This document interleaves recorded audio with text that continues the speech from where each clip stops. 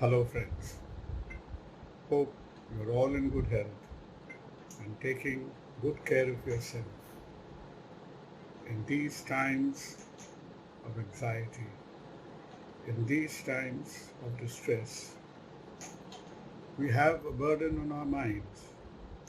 We are thinking of ourselves, our families, and our children. Even my generation, which definitely is old and graying by any standards, have not seen anything of this magnitude. We've not really had an experience of war. I was only very small when I patchily remember the experience of the blackouts during the Chinese attack on India. But that was only for a few days. The Bangladesh war was carried out somewhere else in Bangladesh, and we used to watch it and follow it. But this is a war that involves every one of us. This is a war with an enemy which cannot be seen, but whose effect will be absolutely devastating if it happens to enter either you or me. So let us do our very best and prevent it. People ask me that I am a heart surgeon, I am a medically qualified plumber, that what have I got to do with the virus? The answer is that today every one of us have something to do with the virus. I do not want to elucidate the statistics of devastation which has happened in Wuhan, which has run through Italy, which is making France and England look like a pathetic mass of humanity. It has brought the great United States down to its knees.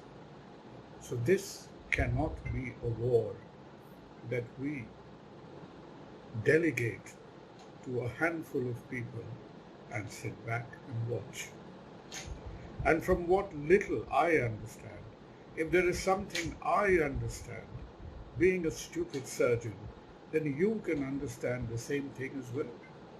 And that is that this virus affects a lot many people. This virus is so much of a threat, is so much of a menace, simply because to our systems, to our bodies, this fellow is unknown. Our system has never encountered it before. So being completely unknown, being completely unheeded before, it is managing to infect about 30% or more of the communities it attacks. We've looked through some numbers.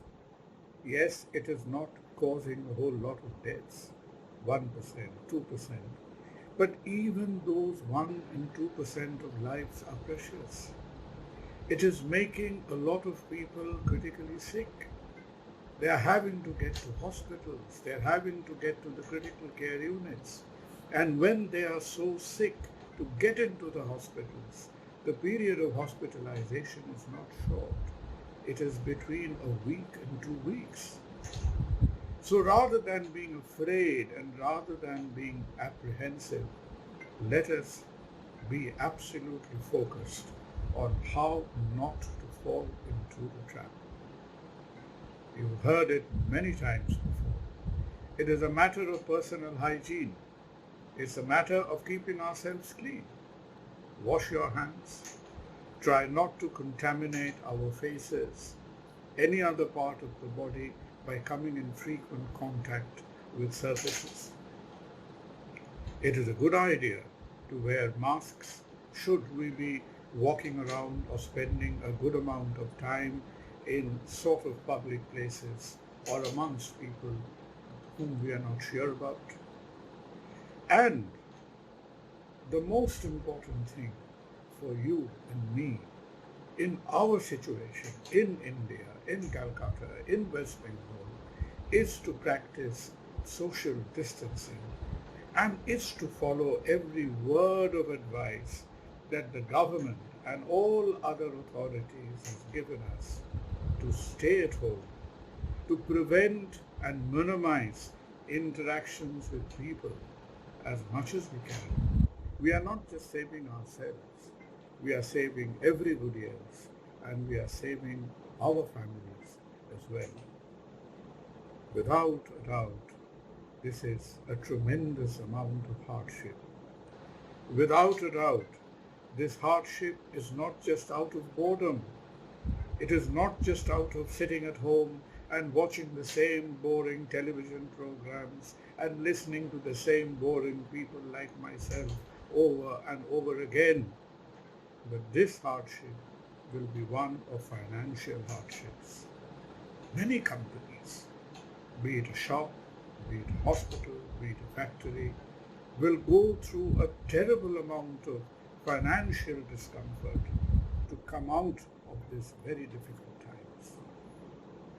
But let us convince ourselves that it is worth it.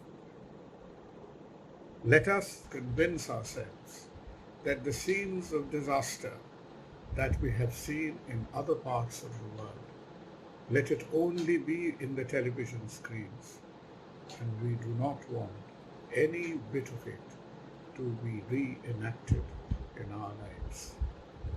So far, how have we done? I think we've done pretty well.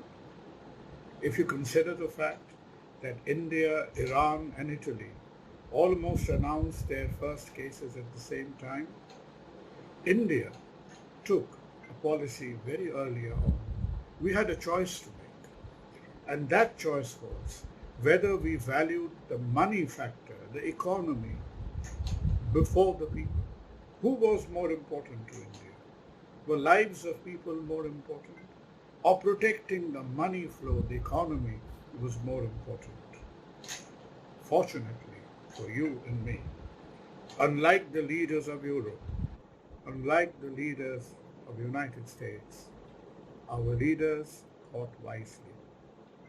They decided to embrace the financial hardships, to escalate the social isolation we were already practicing by this lockdown. It made things very severe. But mind you, we do see some results of it. We do get worried when we sit in the evenings and see that the cases have gone up by 150. When we count the numbers and tell ourselves that, look, 8 to 10 more people have died today. But remember, should we have been a little bit more careless, should our people would have been a lot more irresponsible, those numbers would have been 100 times more. In a population of 135 crores, 30,000 people die every day from various kinds of illnesses. If you consider West Bengal, daily about 2,500 to 3,000 people succumb to all other kinds of illnesses. So it is true that another extra quota of death of 25 or 30 as opposed to 3,000 every day doesn't mean a lot. But it does to the government, it does to society, it does to us, who is showing a tremendous sense of value, a tremendous sense of commitment. A country is showing its commitment to people.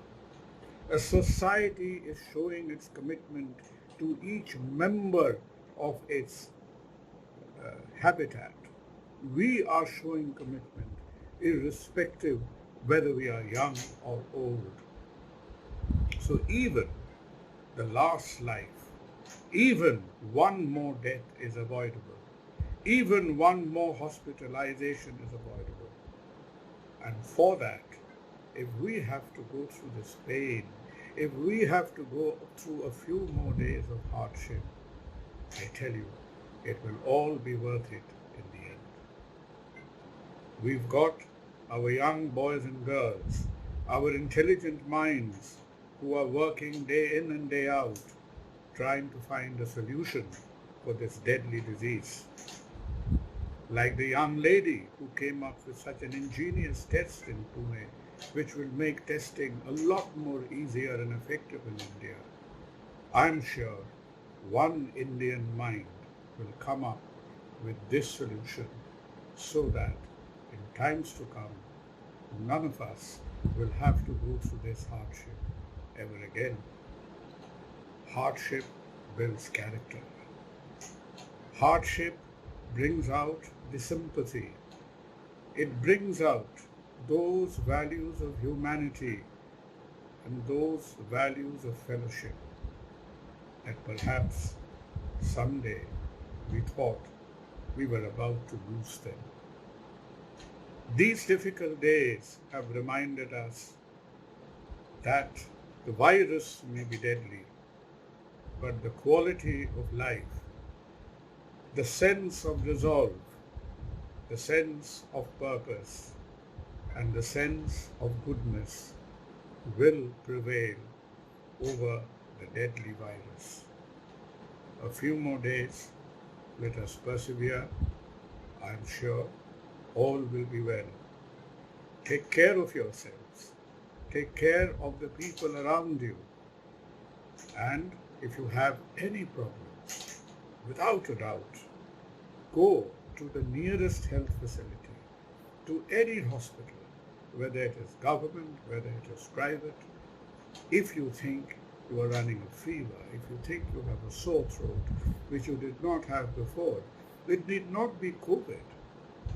But if there is any kind of chance, especially with people who may have either themselves or may have come in contact with people who've traveled to one of these many places with this high rate of this infection, do get yourself seen by a doctor. This disease is curable.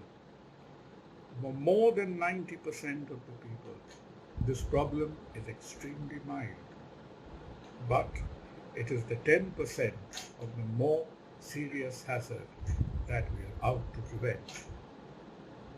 Our government, both at the center and at the state, is working tirelessly day and night to improve the facilities, to add on to the facilities, and to make every possible arrangement so that you and I are safe. So let us contribute our little bit by adhering, by following the simple rules of isolation and lockdown, so that none of us and none of our families may fall a victim to this nasty virus. God bless you all. Stay safe, stay well, and should you ever have any queries, any problems, we are at hand. Never hesitate to give us a call or drop in a line. God bless you all.